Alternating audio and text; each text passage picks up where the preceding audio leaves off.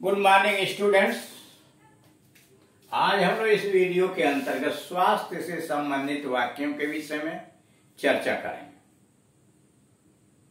यानी बीमारियों से संबंधित, स्वास्थ्य से संबंधित कैसे कैसे वाक्य बनाए जाते हैं, हम एक दूसरे के साथ बातचीत करते हैं तो उसमें कैसे इनका प्रयोग किया जा सकता है, क्या क्या आवश्यकताएं पड़ती हैं, इस संबंध में जानकारी प्राप्त करें। आप जानते हैं कि चूंकि हम लोग फ्लुएंटली इंग्लिश स्पीकिंग धारा प्रवाह अंग्रेजी बोलने की तरफ बढ़ रहे हैं, तो इसके लिए आवश्यक हो जाता है कि हर क्षेत्र का, चाहे वो मार्केटिंग हो, खरीदारी हो, शॉपिंग हो, घर के अंदर नौकर से बातचीत करना हो, माता पिता इत्यादि से बातचीत करना हो, घर से बाहर करना हो, ऑफिस में, सड़क पर, पार्टी में, वहां विभिन्न प्रकार के लोगों से मुलाकात होगी। वह विभिन्न प्रकार के वाक्य का निर्माण करेंगे, विभिन्न टेंसेज में आपसे कॉल करेंगे, प्रश्न पूछेंगे। तो इसलिए हमें भी हर तरीके से तैयार रहना चाहिए कि किसी भी क्षेत्र में अगर कोई व्यक्ति बात करता है तो हम वैसे वाक्यों का निर्माण करके उसके साथ कम्युनिकेट कर सके। अगर वो प्रश्न पूछता है तो उसके प्रश्नों का जवाब दे सकें और हम भी उससे क्वेश्चनिंग कर सकें। अगर हम ऐसा करने में सक्षम होते हैं तो सामने वाले लोग हमें सम्मान के दृष्टि से देखेंगे और वो समझ जाएंगे कि हम अंग्रेजी में कुशल हैं। किसी भी सब्जेक्ट के अंतर्गत परफेक्ट तो कोई नहीं होता, लेकिन हाँ, परफेक्ट के नजदीक हम पहुंच सकते हैं, जिसके लिए आवश्यक हो जाता है कि हर क्षेत्र के वाक्यों के विषय में हमारे पास जानकारी होनी चाहिए और समय अनुसार हम उनका प्रयोग कर सकें। इसमें 20 नंबर का वाक्य है। इसके पहले 1 से 19 तक इसके पहले वाले वीडियोस के अंतर्गत बताए जा चुके हैं। 20वां है, क्या तुम्हें थर्मामीटर देखना आता है? क्या तुम्हें थर्मामीटर देखना आता है? Can you read thermometer? क्या तुम्हें थर्मामीटर देखना आता है? Can you read thermometer? शहर में चेचक तथा ज्वर बहुत जोर पर। शहर में चेचक और ज्वर बहुत जोर पर है या बहुत जोरों पर है। Smallpox and fever.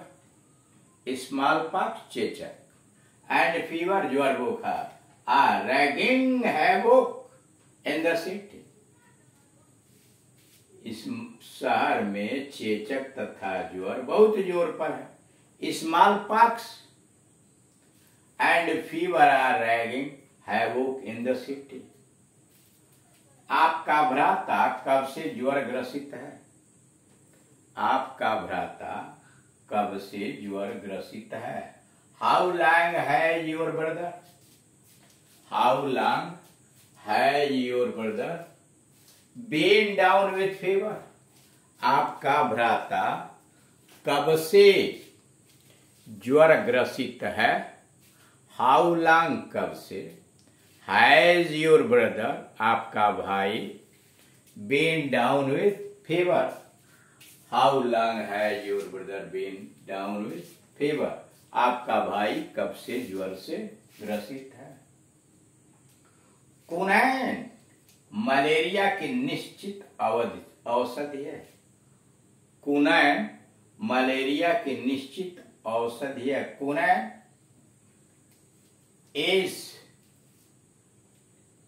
Kunain is a sure remedy of malaria. Remedy, इलाज, औषधि।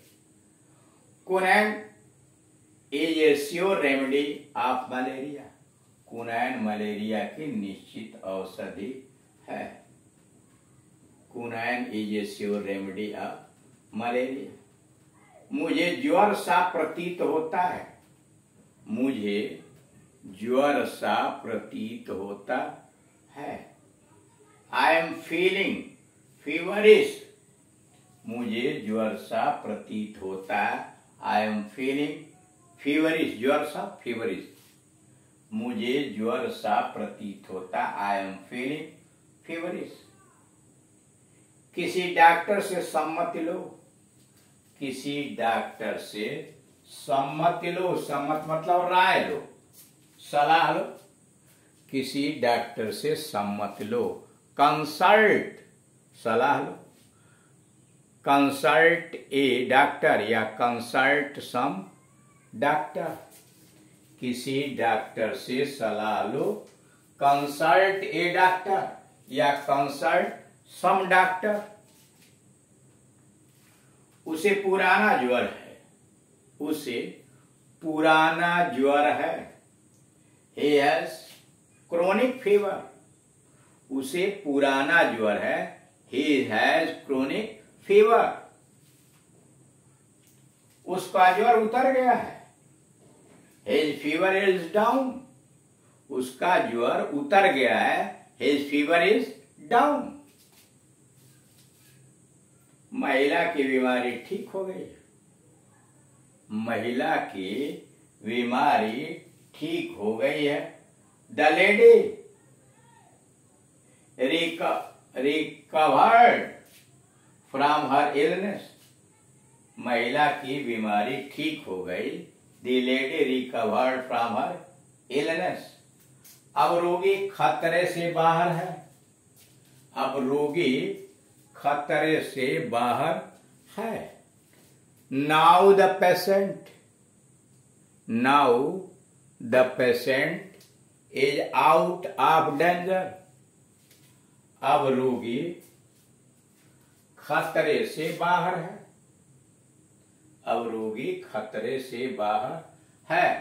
नाउ अब the patient is out of danger, now the patient is out of danger, अब रोगी खतरे से बाहर है। तीसवा है, उसको बहुत चोट लगी है, उसको बहुत चोट लगी है। He is badly hurt, उसको बहुत चोट लगी है। He is badly hurt, आपको लगातार व्यायाम करना चाहिए, आपको लगातार व्यायाम करना चाहिए। यू शुड एक्सरसाइज रेगुलरली, आपको लगातार व्यायाम करना चाहिए। यू शुड एक्सरसाइज रेगुलरली, लगातार रेगुलरली, आपको लगातार व्यायाम करना चाहिए। You should exercise regularly. अधिक कार्य ने इसका स्वास्थ्य बिगाड़ दिया है, अधिक कार्य ने इसका स्वास्थ्य बिगाड़ दिया है।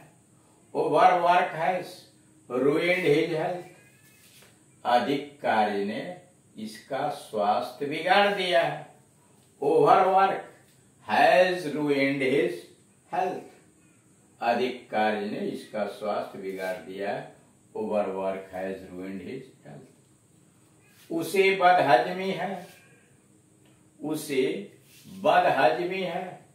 ही हैज इंडाइजेशन, उसे बदहजमी है।